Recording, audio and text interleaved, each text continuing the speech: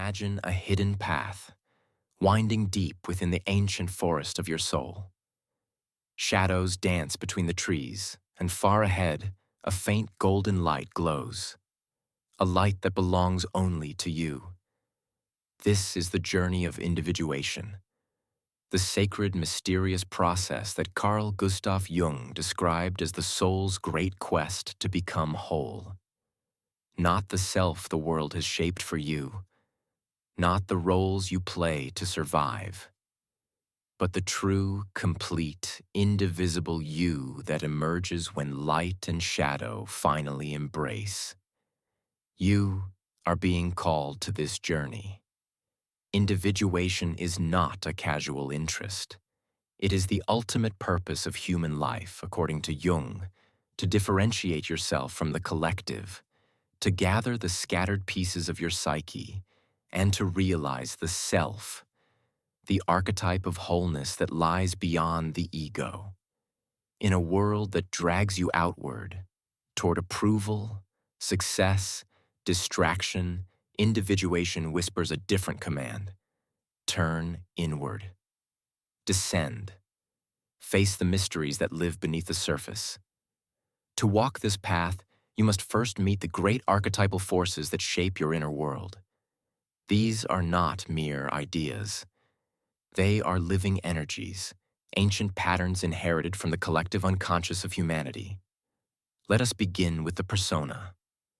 The persona is the mask you wear for the world. It is the face you show to others. The good employee, the caring parent, the confident friend, the charming lover. It is necessary. It protects you. It helps you function in society. But it is not you. It is a costume. If you identify too completely with the persona, you become hollow. You live only on the surface, performing a role while the real you starves in silence. Many people spend their entire lives trapped here, believing they are their job title, their reputation, their social image. The first great act of individuation is to see through the mask. Life often helps you dramatically. A crisis, a failure, a betrayal, a midlife collapse. Something shatters the facade. Suddenly you stand naked before yourself and whisper, "Who am I? Really?" This is the beginning. The mask cracks. The journey starts. As the persona falls away, something stirs in the darkness, something you have spent a lifetime pushing away. This is the shadow. The shadow is the underworld of your psyche. It contains everything you have rejected, denied, or repressed. The anger you swallow, the greed you condemn in others, the weakness you hide, the wild instincts you fear, the desires you label shameful. The shadow is not evil. It is simply unseen. It holds raw life force, creativity, passion, strength, the very gold you need to become whole. But the shadow frightens you. In dreams, it appears as monsters, criminals, demons, or dark figures chasing you.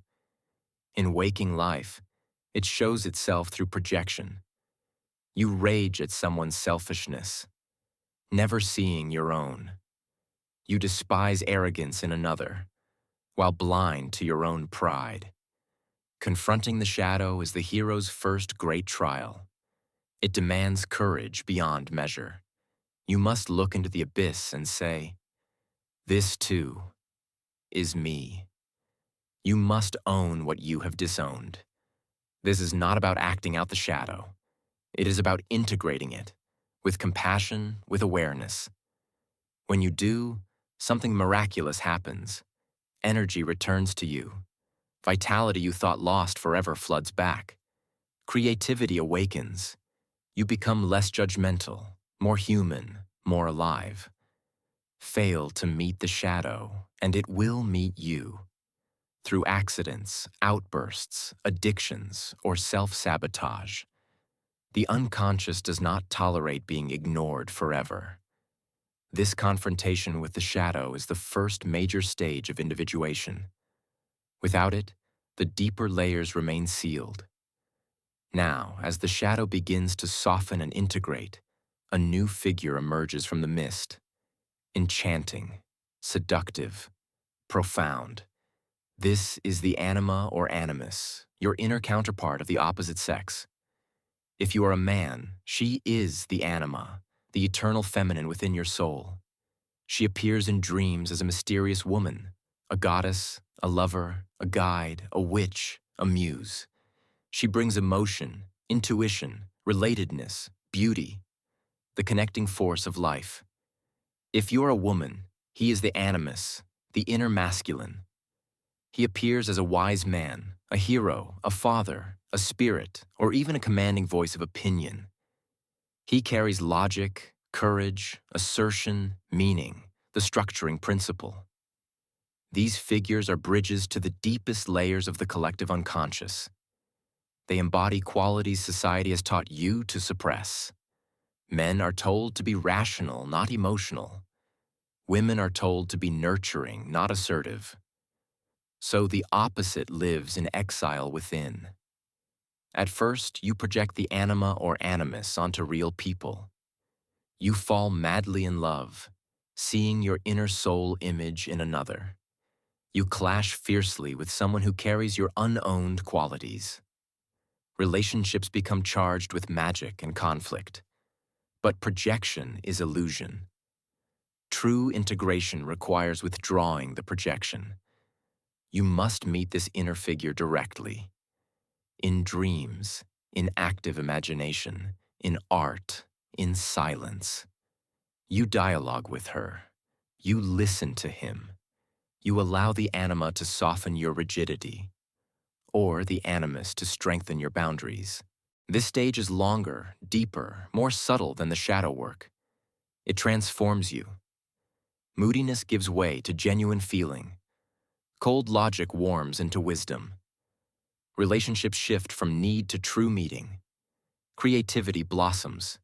You become capable of real love, not possession, but communion. And then, in the final climactic revelation, something vast begins to emerge.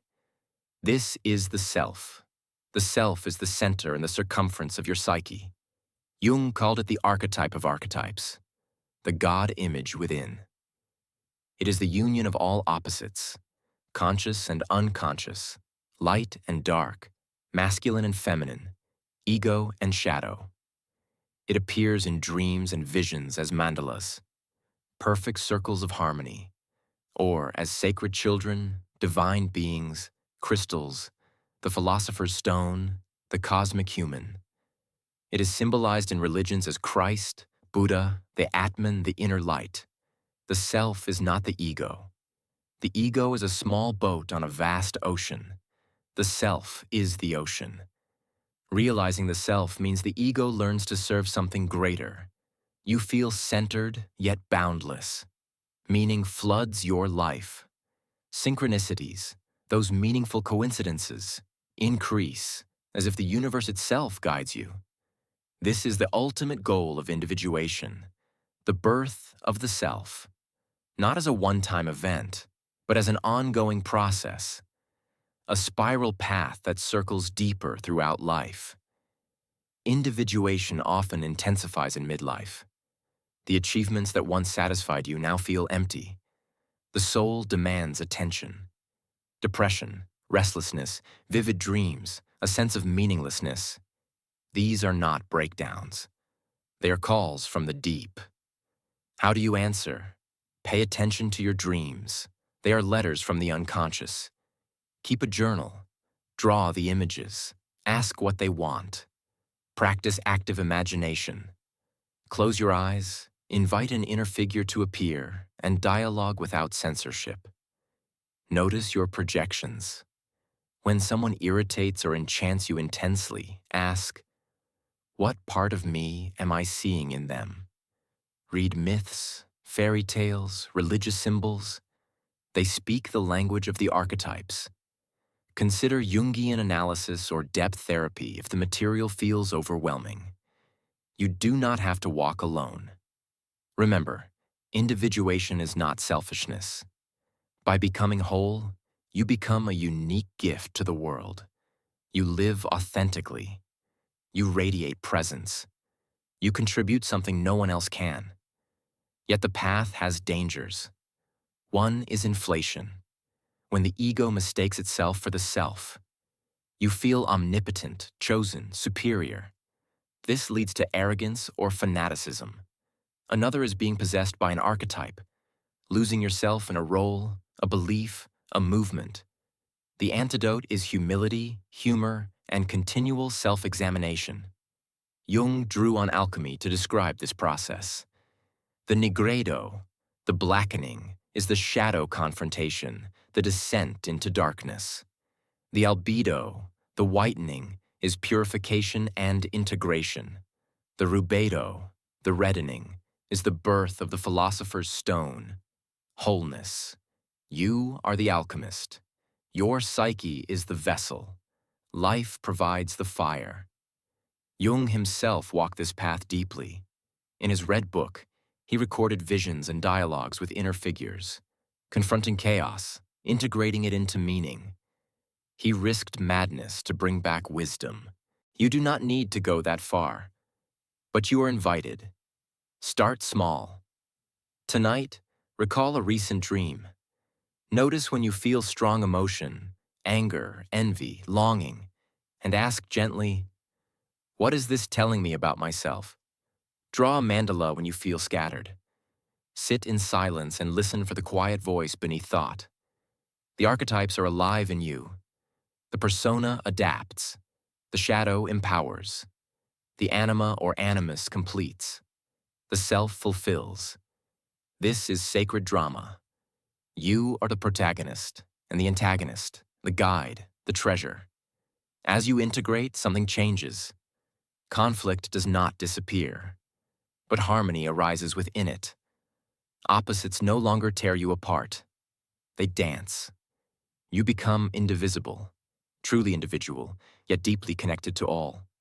Peace descends, not the peace of stagnation, but the peace of wholeness. The self smiles within you. And so, dear traveler, the path is open, the forest awaits, the light calls. Will you step forward, with awe, with courage, with wonder? The mysteries are unfolding for you, and you alone can walk this way.